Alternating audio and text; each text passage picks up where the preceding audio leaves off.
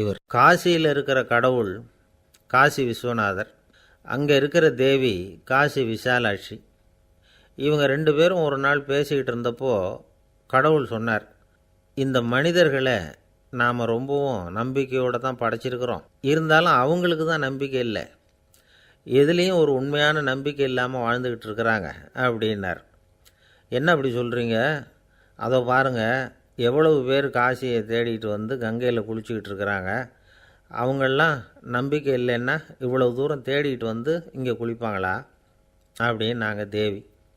சரி, அதை சோதித்து பார்க்கலாம் அப்படின்னு ரெண்டு பேரும் முடிவு பண்ணிக்கிட்டாங்க. உடனே ஒரு திட்டம் போட்டாங்க.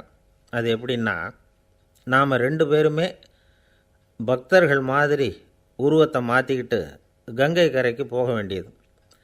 நான் வந்து கங்கையில் இறங்கி குளிக்கிறேன், கொஞ்ச நேரத்தில் சுழலில் மாட்டிக்கிட்டது மாதிரி நடிக்கிறேன்.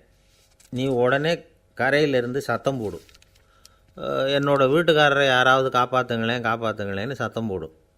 அதோடு இன்னொன்று சொல்லு, யாராவது ஒரு புண்ணிய ஆத்மா அவர்கிட்ட போய் அவருடைய முடியை பிடிச்சி இழுக்கணும், அப்படி ஒரு சாபம் இருக்குது எங்களுக்கு. புண்ணிய ஆத்மா, அதாவது எந்த பாவமும் செய்யாத இல்லாத ஒருத்தர் தான் அவரை காப்பாற்ற முடியும். அப்படிப்பட்டவங்க யாராவது வெள்ளத்தில் குதித்து என்னுடைய கணவரை காப்பாற்றுங்கோ அப்படின்னு நீ சத்தம் போடு, கூச்சல் போடு, என்ன நடக்குதுன்னு பார்க்கலாம் அப்படின்னார் கடவுள். சரின்னு சொல்லி ரெண்டு பேருமா சாதாரண பக்தர்கள் மாதிரி கங்கை கரைக்கு வந்து சேர்ந்தாங்க. அவர் இறங்கி குளித்தார். திட்டம் போட்டது மாதிரியே சுழலில் மாட்டிக்கிட்டது மாதிரி கத்துனார். கரையில் இருந்த அந்த அம்மா, ஐயோ என் கணவரை காப்பாற்றுங்களேன், யாராவது காப்பாற்றுங்களேன்னு கத்துனாங்க. பல பேர் ஓடி வந்தாங்க. உடனே இவங்க, பாவம் இல்லாத புண்ணிய ஆத்மா ஒருத்தரால் தான் என்னுடைய கணவர் காப்பாற்றப்படணுங்கிறது விதி, அப்படி ஒரு சாபம் இருக்குது, அதனால் புண்ணிய ஆத்மா யாராவது அவர்கிட்ட போய் அவர் முடியை பிடிச்சி தூக்குனா அவரை காப்பாற்றி போடலாம் அப்படின்னாங்க. இவங்க இப்படி சொன்னதும் எல்லோரும் திகைச்சு போய் நின்றுட்டாங்க. ஒவ்வொருத்தருக்கும் அவங்க செஞ்ச பாவம்லாம் ஒவ்வொன்றா ஞாபகத்துக்கு வர ஆரம்பிச்சுட்டுது. சரி, இதுக்கு நாம் லாயக்கு இல்லை அப்படின்னு சொல்லி ஒதுங்கி போக ஆரம்பிச்சிட்டாங்க எல்லாம். இந்த சமயத்தில் யாரோ ஒருத்தர் வேகமாக ஓடி வந்தார், ஆற்றுல குதித்தார், அவர்கிட்ட போனார், முடியை பிடிச்சார், தூக்கினார், அவரை காப்பாற்றி கரைக்கு கொண்டுட்டு வந்துட்டார்.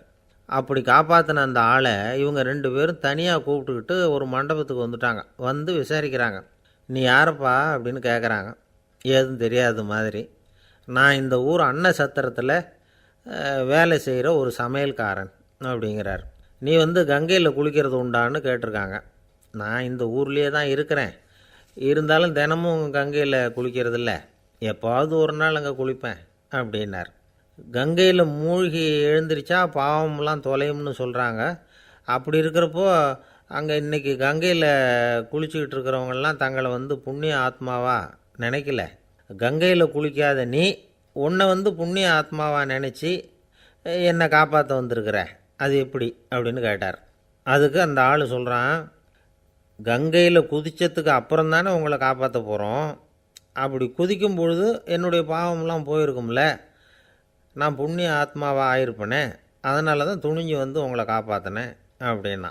கடவுளும் தேவியும் அவனுக்கு வந்து காட்சி கொடுத்தாங்களாம். இப்படி ஒரு கதை உண்டு. அதாவது கங்கையில் குளிச்சுக்கிட்டு இருக்கிறவங்களுக்கே தங்களுடைய பாவம் போகுங்கிற நம்பிக்கை பரிபூர்ணமாக இல்லை, குளிக்காத ஒருத்தனுக்கு அந்த நம்பிக்கை இருந்தது.